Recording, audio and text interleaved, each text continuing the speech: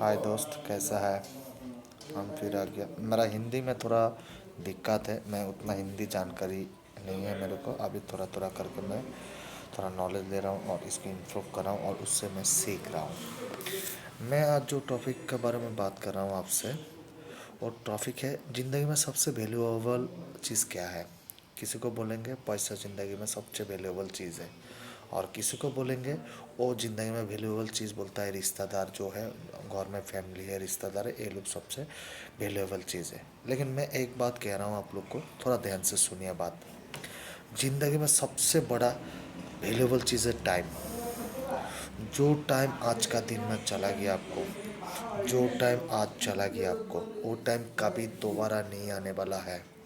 पैसा आज अगर आप गवा देंगे 20 लाख, 1 करोड़, 2 करोड़, 5 करोड़, 10 करोड़ नुकसान कर देंगे, करेंगे फिर कमा पाएंगे। क्योंकि धंधा में प्रॉफिट होता है, नुकसान होता है। कोई काम में ज़्यादा एक्सीडेंट होने से नुकसान होता है, ज़्यादा आइडिया फेल होने से नुकसान होता है। लेकिन ज़िंदगी में एक चीज़ आप कभी दोबारा नहीं मिलेगा आपको, वो चीज़ है टाइम। और गरीब जो आदमी है, जो लोग पुअर आदमी है, पुअर आदमी क्या करता है, गरीब आदमी क्या करता है, टाइम को वैल्यू नहीं देता है।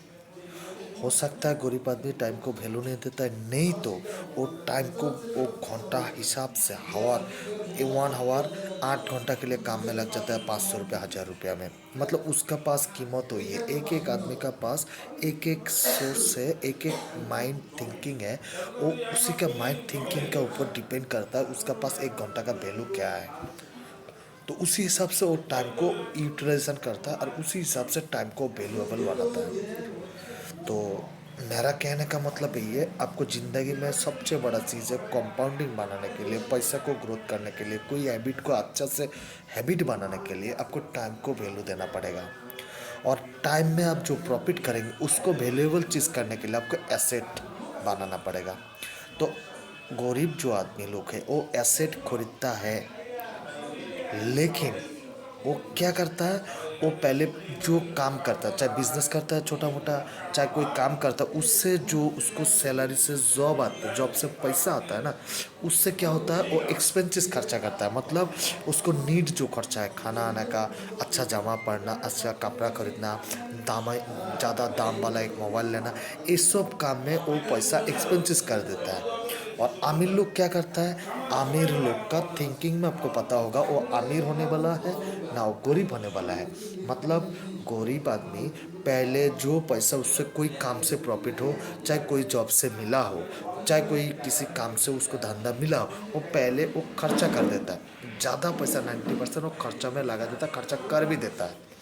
मतलब वो एक्सपेंसेस में खर्चा कर देता है। आमिर लोग जो प्रॉफिट वाला पैसा है, जो प्रॉफिट से जो कमाता है बिजनेस से, चाहे कोई किसी से टाइम में, वो पैसा से थोड़ा एक्सपेंसेस काम में लगाता है। जैसे इलेक्ट्रिक बिल, जैसे घर का जो खर्चा है, बिजली का बिल, जैसे खाना वाना का नीट चावल आटा गम जो भी लगता है दैनिक जीवन का, हम लोग का जो पार्ट डे का वही लगाता है। और बाकी जो थोड़ा बादशाह के उसको रख देता, उसको री इन्वेस्ट करता है।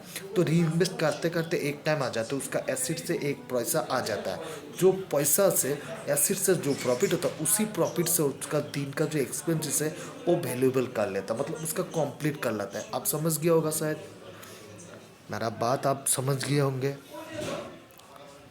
फिर भी बोल रहा हूँ, वो जो प्रॉफिट करता है उसी से एसेट खरीदता है, और एसेट से जो प्रॉफिट आता है उसी से एक्सपेंसेस वाला नीट खर्चा, बिजली हो, इलेक्ट्रिक बिल हो, बिजली मतलब इलेक्ट्रिक बिल है, टीवी का खर्चा हो, चाहे बच्चा का ट्यूशन का खर्चा, जो भी है, इसको भरपाई करता है। इसी से भरपाई करने का बाद जो प्रॉफिट वाला थोड़ा पैसा रहता है उसको री इन्वेस्ट कर देता है। मतलब अमीर और भी अमीर होते जा रहा है। इसका लिए एकमात्र चीज़ है वैल्यूएबल टाइम।